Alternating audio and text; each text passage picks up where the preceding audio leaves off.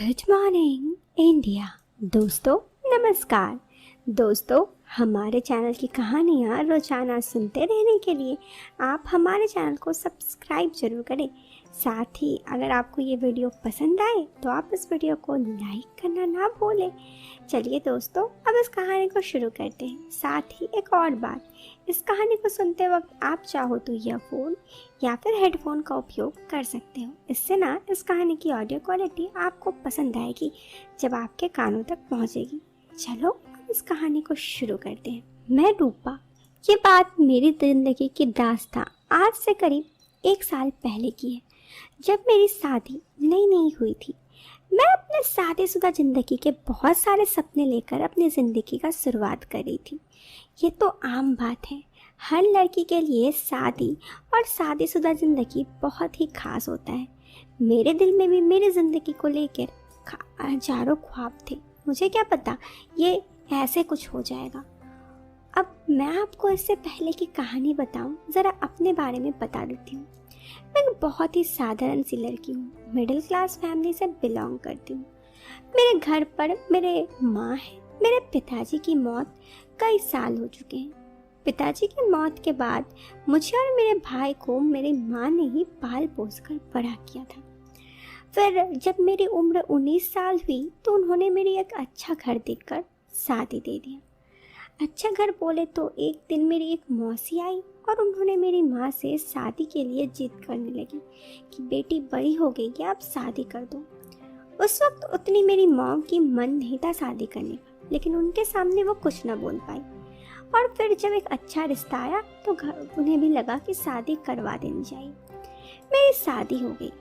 मेरे ससुराल में मेरे ऐसे तो सास ससुर थे, लेकिन मेरे पति बाहर रहते अपने काम के सिलसिले पे।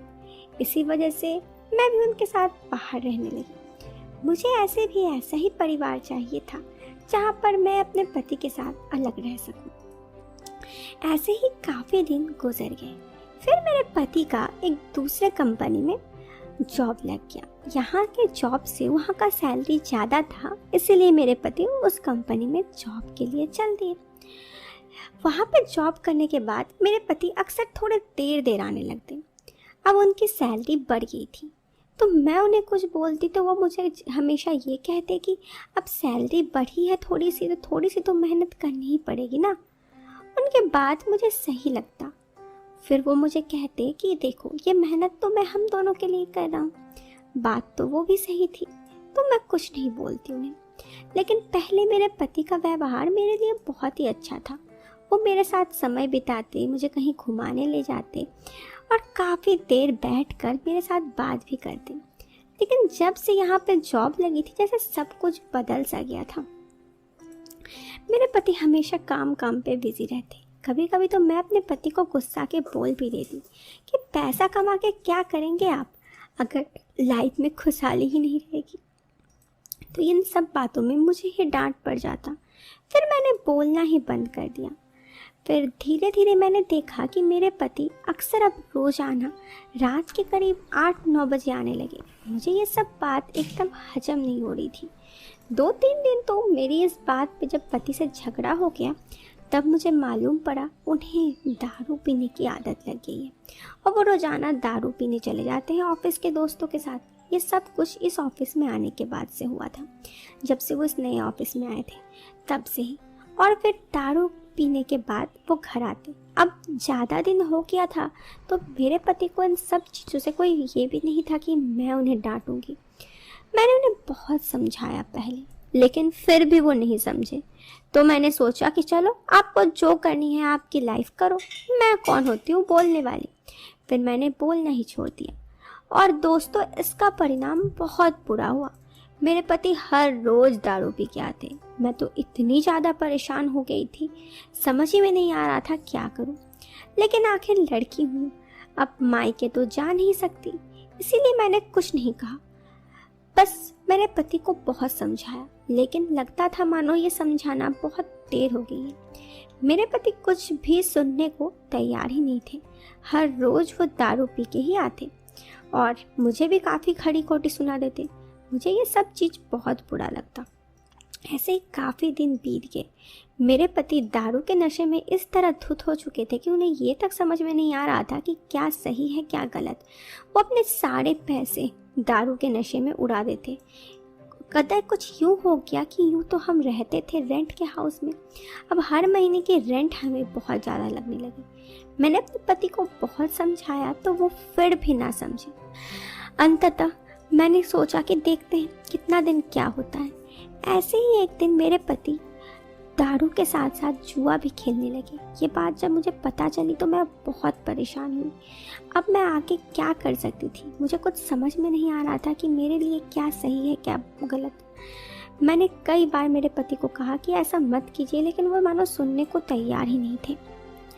लेकिन जब मेरे पति नहीं सुने, एक दिन तो हद तब हो गई जब मेरे पति अपने एक दोस्त को लेके आए। वो असल में आए थे घर के कुछ सामान बेचने। उन्होंने जुए और दारू में अपने सारे पैसे लुटा दिए थे और उन्हें पैसे देने के लिए उन्हें घर की सामान बेचनी पड़ी। मुझे बहुत बुरा लगा। मैंने बहुत समझाया लेकिन ये कुछ नहीं हुआ। उनका वो दोस्त सारा सामान लेके चला गया। मेरे पति को अब तक अकल नहीं आई थी। उन्हें अब तक समझ में नहीं आ रहा था कि आखिर वो कर क्या रहे हैं। ऐसे ही काफ़ी दिन और गुजर गए। एक दिन मेरे पति अपने घर 2-4 दोस्तों को लेके आए। मुझे समझ में नहीं आ रहा था कि आखिर मैटर क्या है। मैंने उनसे पूछा तो कोई कुछ नहीं कहा मुझे, बस वो अपने काम पे ही लगे रहे। फिर वे लोग हमारे घर पे ही बैठ के दारू पीने लगे। अब मैं क्या कर सकती थी, मैंने कुछ नहीं किया। लेकिन दोस्तों हद तो तब हो गई जब मेरे पति के कुछ दोस्त मेरे पास आए और मुझे वहाँ जाने के लिए कहे। मैं वहाँ नहीं गई तो वो लोग मुझे वहाँ पे ले गए और कहे कि दारू के नशे में मेरे पति ने ये सब हार दिए थे और इसीलिए वो यहाँ पे आए हैं मुझे ले जाने के लिए। मुझे समझ में नहीं आ रहा था अब मैं क्या करूँ। इसलिए मुझे लगा कि वहाँ से मैं भाग जाऊँ। मैं उस हालत में किसी तरह वहाँ से भाग गई क्योंकि मुझे समझ में बिल्कुल नहीं आ रहा था कि क्या सही है क्या गलत। मुझे लगा कुछ दिन बाद तो सब कुछ सही हो ही जाएगा, लेकिन जब कुछ नहीं सही हुआ, मेरे पति को मैंने जब एक दिन पुलिस को फ़ोन करके उन्हें दारू छुड़ाने केंद्र में भेज दिया और मैं लाइफ में एक जॉब करने लगी ताकि हमारा परिवार चलने लगे। करीब 6 महीने बाद मेरे पति वहाँ से ठीक हो गए आए। उन्हें अब अपनी गलती की एहसास तो हो ही चुकी थी, तो मैंने उन्हें दोबारा कुछ नहीं बोला, बस ज़िंदगी की एक नई शुरुआत की। इन सब चीज़ों में 1 साल बीत गए। उम्मीद है अब आगे की ज़िंदगी सही होगी। आगे क्या होगा कुछ नहीं पता, लेकिन मुझे अब भी नहीं लगता कि मैंने कोई गलती की है। आपको क्या लगता है? आप कमेंट बॉक्स पे अपना जवाब ज़रूर दें। वीडियो के पसंद आने पर आप इस वीडियो को लाइक कर सकते हैं और चैनल पे पहली बार आए हैं तो बेशक चैनल को सब्सक्राइब करें। मिलते हैं फिर एक नए वीडियो में एक नए और इंटरेस्टिंग टॉपिक के साथ। Till then bye bye, take care.